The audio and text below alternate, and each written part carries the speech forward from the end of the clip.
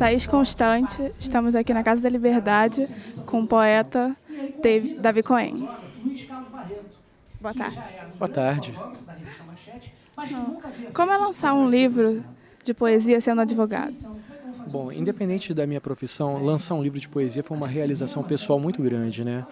Mas uma coisa que eu gosto sempre de chamar a atenção é tentar, de alguma maneira, acabar com esse rótulo, né? Hoje em dia eu percebo que existe um rótulo muito grande no sentido de gerar um estranhamento de uma pessoa lançar um livro de poesia, mas ele não é um acadêmico, não tem uma formação em letras, e principalmente no que diz respeito ao advogado.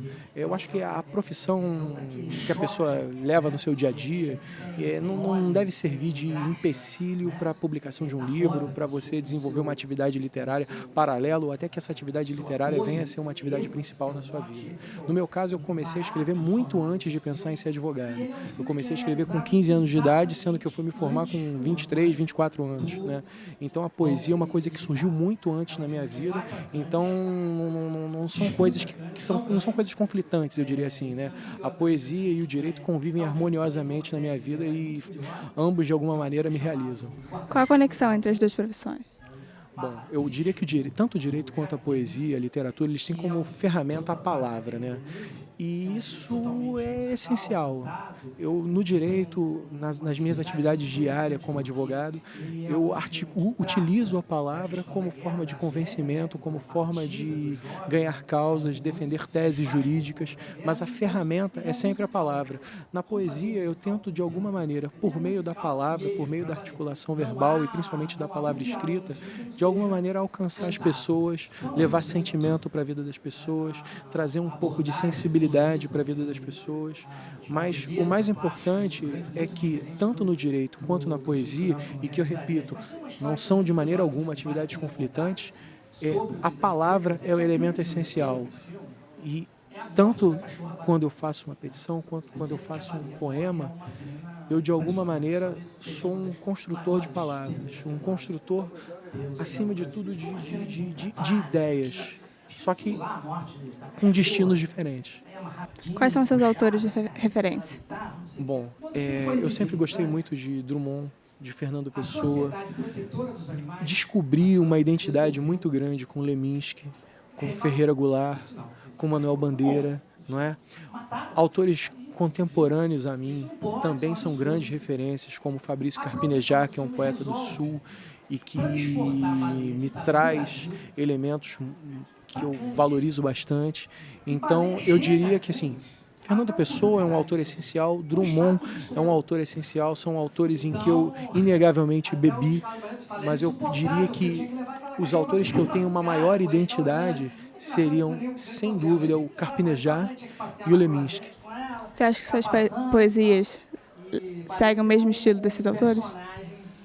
Eu tento, como seja um cantor quando está iniciando uma carreira artística, seja um pintor, ele sempre você vai identificar alguns traços de quem ele se inspirou. Isso é natural e eu não vejo isso como demérito, não é? Algumas pessoas leem poemas meus e isso aqui, eu acho que isso aqui é leminskiano, isso aqui tem influência do Drummond. Eu procuro de alguma maneira criar uma identidade, não é? Mas eu também não procuro não rejeitar as influências que eu recebi. Eu acho que isso é muito natural, não é? E eu acho que a minha identidade vai nascer naturalmente. Eu não preciso ter uma preconcepção de como eu pretendo escrever, de criar uma identidade de antemão, a priori. Eu acho que a minha literatura ela tem um caminho que está escrito para ela em algum lugar e ela está seguindo o caminho dela. Você está lançando um livro agora. Conte um pouco do seu livro. Lancei pela editora Verve o livro Olho Nu, não é? Esse livro foi lançado no dia 15 de abril, no Rio de Janeiro.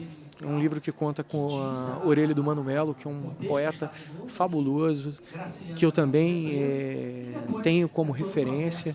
Foi extremamente generoso, ele é um poeta extremamente generoso com novos autores, inclusive está aqui na Flip participando de alguns eventos. E é um trabalho que aglutina textos que eu escrevi ao longo desses 15 anos de carreira. Eu comecei a escrever muito jovem, então tem poemas bastante antigos, poemas bastante recentes. E quando eu utilizo esse título Olho Nu, de alguma maneira eu procurei unificar sob a minha visão da realidade esses poemas que eu comecei a escrever muito jovem e que continuo escrevendo até hoje. É claro, eu mesmo lendo os meus textos eu percebo que tem diferenças, eu percebo que a minha maneira de utilizar as palavras, a minha maneira de escrever foi se modificando ao longo do tempo e isso eu entendo como uma coisa bastante natural. Mas o ponto central seria a minha visão peculiar da realidade, como todo ser humano, não é? A minha visão se traduz em poesia. Outras pessoas procuram articular a palavra e articular a sua visão da realidade de outras maneiras. A minha visão de mundo é filtrada pela poesia. A poesia é o meu modo de resistir à realidade. É o meu modo de viver sem recrudescer diante das coisas que acontecem. Por isso que o título do livro é Olho Nu. Qual a sua poesia favorita? Bom, é muito difícil falar sobre o poema favorito que você tem no livro, porque você tem um carinho especial por cada texto. Cada texto você guarda uma relação com o momento em que ele foi escrito. As pessoas até costumam comparar com o filho, eu acho que eu não sei se chega a tanto.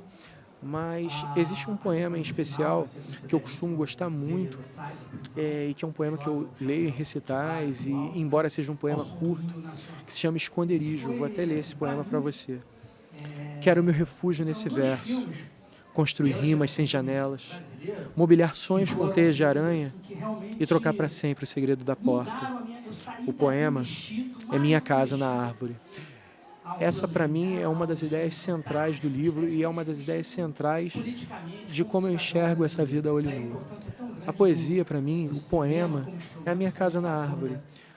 Mais ou menos como as crianças. As crianças, quando elas se escondem na casa da árvore, quando elas, ainda que seja uma coisa muito distante da nossa realidade hoje, que as crianças ficam dentro de casa só jogando videogame, mas a ideia de casa da árvore é o lugar onde a criança se esconde e ela, por alguns minutos, ela passa a ser dona da vida dela. Na casa da árvore, ela se esconde dos pais, ela dita as suas próprias regras, ela é senhora da sua própria vida.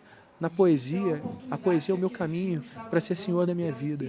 É o caminho onde eu, de alguma maneira, busco me libertar, busco resistir às influências externas e busco ser soberano da minha própria vida. Eu acho que a gente sempre está todas as pessoas buscam isso, né? Buscam sua independência, buscam seu grito de liberdade, buscam ser soberanos da sua própria vida. E a poesia é o caminho que eu escolhi. Eu não sei nem exatamente se eu escolhi ou se isso aconteceu na minha vida, mas é o caminho que eu tenho para ser soberano da minha vida. Obrigada.